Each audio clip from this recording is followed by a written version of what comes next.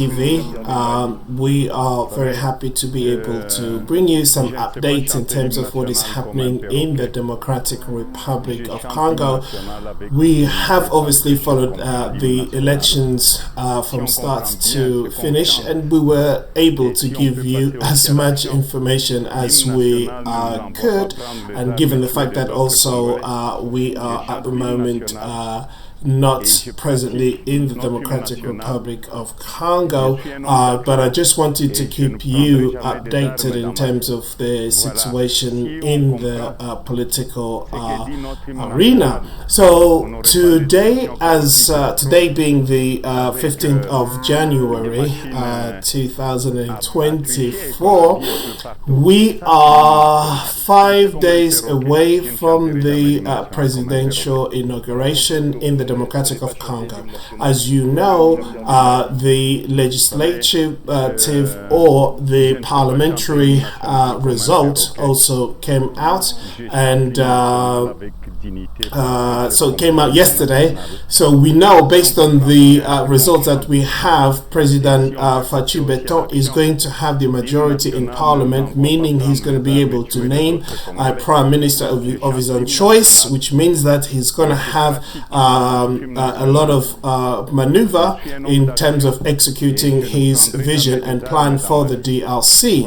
And now that is all good news as far as President Felix Tshisekedi is concerned, and for his camp as well.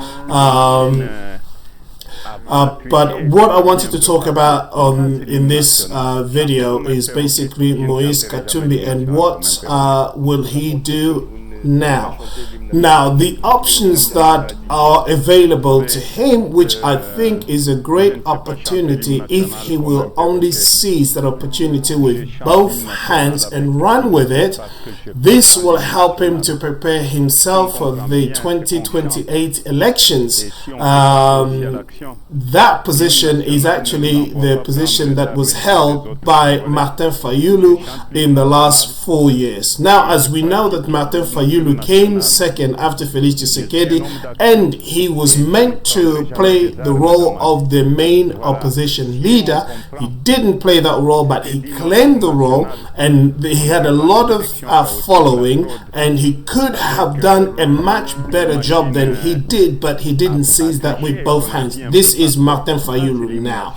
So it meant that Moise Katumbi was not part of the opposition party last 4 years or 5 years, last 4 years, mainly because he was part of the government. His political party or platform was in the alliance with the President Tshisekedi up until the last 12 months of the government that he basically resigned and took his platform out into the opposition. He was welcome, but not very influential, just simply because people also considered that it was an opportunity for him to go and run to be the opposition leader and try to run for the presidential elections, which obviously didn't work out to his credit. So, but as we're talking now, there is such an opportunity for him to be the main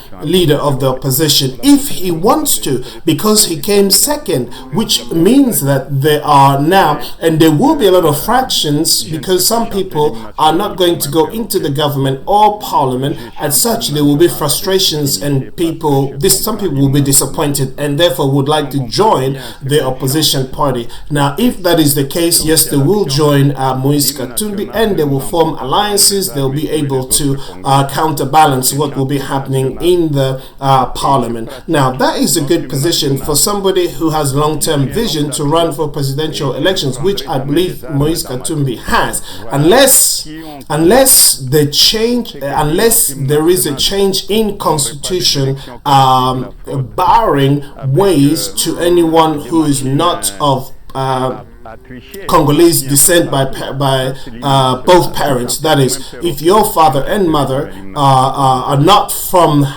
Congo or were not born in Congo, therefore you are not allowed to run.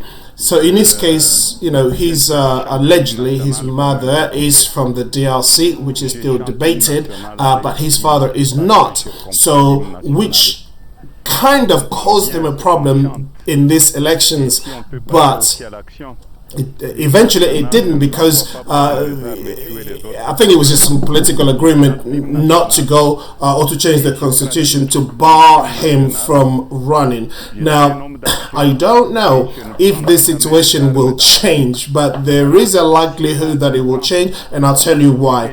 Because of the current and ongoing threats that the DRC faces with the neighboring country Rwanda and Uganda, this is becoming it has been a problem since the 60s, and it's just intensified in the last 30 years, and Congolese have lost many lives. More than 10 million people have lost their lives in this war that has been imposed upon the Congolese people by Rwanda. Now, in order to avoid, because in Congo politics, people talk about the fact that the Congolese army is where it is at the moment because it has been infiltrated by the neighboring country. They have found their way into the government, they have found their way into the executive, and therefore weakening the institution, making it vulnerable to the enemies. So what the Congo constitution, or what at least political leaders in the DRC will try to do,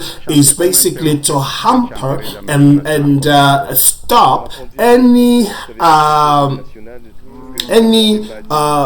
person with if you like, any person whose father and mother is not from Congo to hold a strategic position or an executive position, especially that of the president or a general in the armed forces or the central bank, and a couple more institutions. This is just simply to avoid having the issues that we have encountered in the past.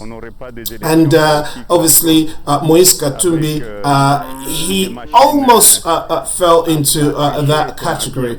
Now, as I said, unless the constitution is changed, he will be able to run for 2028. If it does change and requiring that both parents be from the DRC, then he will not be allowed to. Even so, he can still have a strong party and then nominate somebody else who can run for presidential elections.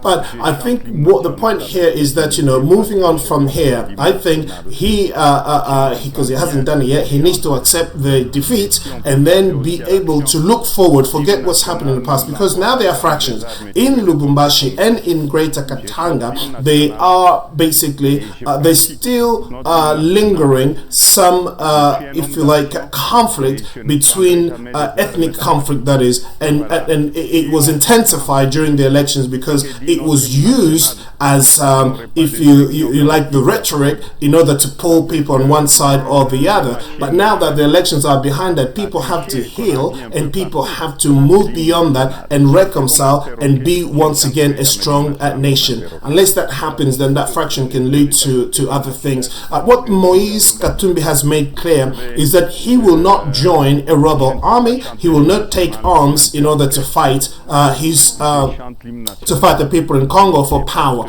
Now, we do know that there has been a few of his close people that he works with have joined have joined the M23 and have been in contact with the M23 leaders, those who are destabilizing the situation in the eastern part of Congo. Now, whether Moise has his hand on this situation, I don't know. Whether he finances some of the operation there, I don't know. But he has said that he is not part of it, does not plan to get involved in that, and so I hope that is the case. But what I do see right now, that he is now the main opposition leader. If he grabs it both hands and manages to structure it properly, he can basically play a significant role in the next 5 years in Congo politics. But we'll have to see whether he will seize that opportunity or he will say no, he doesn't want to be involved in that anymore.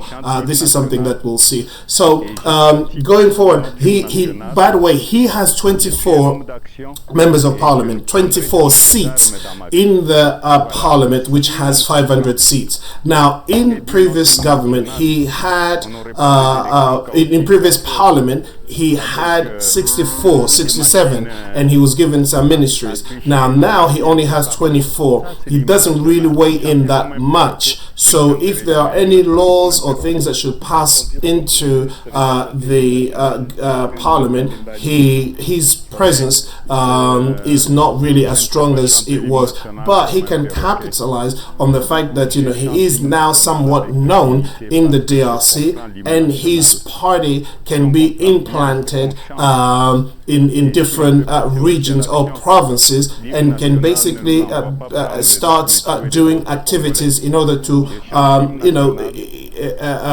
bring awareness of what he has as a vision and what he plans to do. So just in preparation for 2028. So I guess he's going to be spending a lot of time in his farm right now, just taking care of his cows and his football club. And I guess he needs time to recoup and just to recover from all the different exercises he was involved in during the election time, and obviously the emotional heat and because it attacks you in all different ways. So I think he needs time to recoup and gather his strength and therefore set out plans in terms of what he needs to do. But as I said, he is now the main opposition leader, and he will say it officially so that we know that he has taken that role or has rejected it.